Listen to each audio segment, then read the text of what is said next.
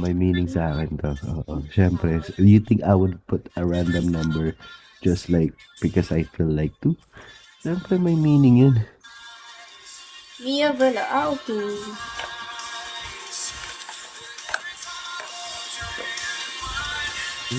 Nag-go back tayo.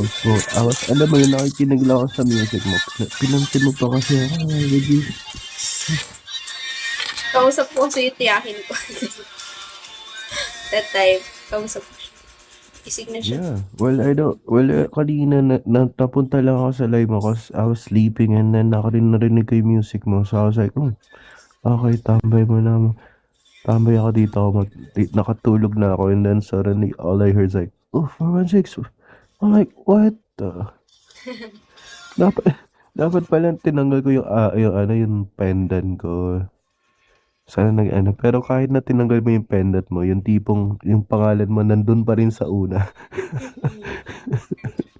Kaya wala naman akong dami. Sana na ganito na lang ako yung katabi ko. Tingnan mo. ID number, walang picture, pero may pendant.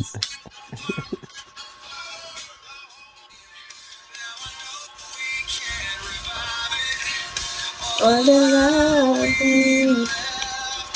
Hindi mo na matutulog yan. Diba? Bagong taon. Walang handa, walang pagkain. Ikaw? Ikaw, Ako? New Year's yan, diba? Hindi naman New Year's Happy. dito. Tomorrow pa Mamaya yung pa New man Year's yan. Morning pa lang naman. Morning pa lang? 31 pa lang. Di ba 31? 31 in the morning? Yes. Sabi ka naman pag the year na 2026 na sa Pinas.